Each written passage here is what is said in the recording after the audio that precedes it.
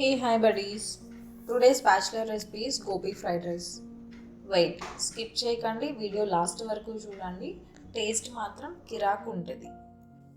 దీనికి కావాల్సిన ingredients: basmati rice, ఒక cauliflower, 1 carrot, 1 capsicum, 6 to 7 green chillies, 2 onions, కొత్తిమీర, కరివేపాకు. ఇక లేట్ ఎందుకు, ప్రాసెస్ స్టార్ట్ చేద్దాం, వచ్చేసేయండి. ఫస్ట్లీ రైస్ తీసుకొని మంచిగా వాష్ చేసి సరిపడా వాటర్ వేసి స్టవ్ మీద పెట్టేసేయండి.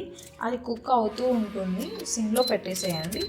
తర్వాత ఇక్కడ ఉన్న వెజిటేబుల్స్ అన్నీ మంచిగా కట్ చేసుకుందాం.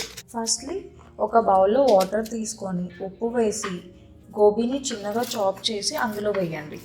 తర్వాత ఒక carrot, capsicum, green chillies and 2 onions చిన్న ముక్కలుగా కట్ చేసి పక్కన పెట్టుకోండి.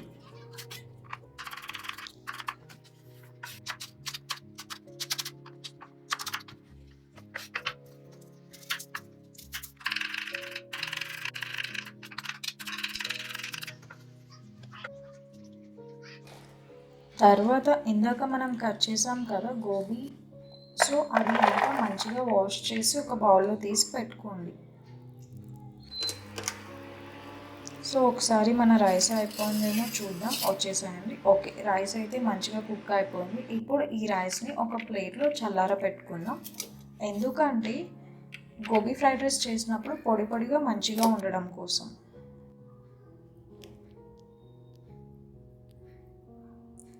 తర్వాత ఒక ప్లేట్లో ఇందాక పక్కన పెట్టుకున్న గోబీని వేసుకొని అందులో మైదా, కార్న్ఫ్లోర్, అల్లం వెల్లుల్లి పేస్ట్, కారం, ఉప్పు సరిపడా వేసుకొని మంచిగా కలుపుకోండి.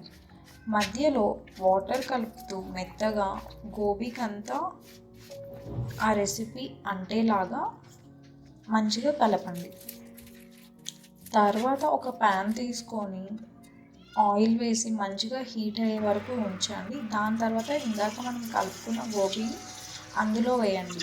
ఇక్కడ ఒక ట్రిక్ ఏంటి అంటే, ఆ గోబీ వేసినప్పుడు ఆయిల్ అనేది నురగతో పొంగుతూ ఉంటుంది. సో నురగంతా వెళ్ళిపోయేంత వరకు అలాగే వెయిట్ చేసి తర్వాత కలపండి, సో దట్ మంచిగా ఫ్రై అవుతుంది. ఇక్కడ మీరు చూసినట్టు మంచిగా రెడ్గా ఫ్రై అయింది కదా. సో ఇక్కడ స్లోగా కలుపుతూ ఉండండి, సో దట్ మొత్తం అంతా గోబీ అంతా ఒకే రంగులో ఉంటుంది. ఫ్రై చేసిన గోబీ మొత్తాన్ని ఒక బౌల్లో తీసి పక్కన పెట్టుకోండి. తర్వాత అదే ప్యాన్లో కొంచెం ఆయిల్ వేసి అల్లం వెల్లుల్లి పేస్ట్ వేసి ఇందాక చాప్ చేసుకున్న ఆనియన్స్ వేసి లైట్గా గోల్డెన్ బ్రౌన్ వచ్చేలాగా వేయించుకోండి.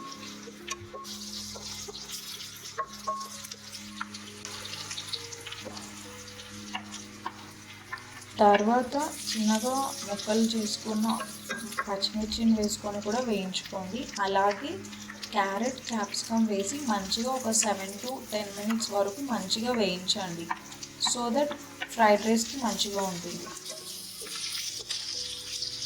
ఇది అంతా ఒక 7 to 10 minutes కుక్ అయిన తర్వాత సోయా సాస్ వేసుకోండి. అలాగే గ్రీన్ చిల్లీ సాస్ కూడా వేసుకొని మంచిగా కలుపుకోండి.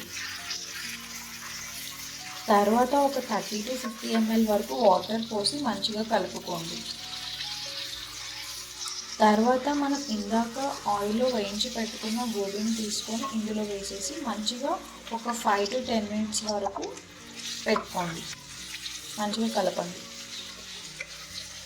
సో ఇదంతా ఒక 5 to 10 minutes కుక్ అయిన తర్వాత ఇందాక పక్కకు తీసి పెట్టుకున్న రైస్ని ఇందులో వేసి మంచిగా రైస్ మొత్తం అంటేలాగా కలుపుకోండి.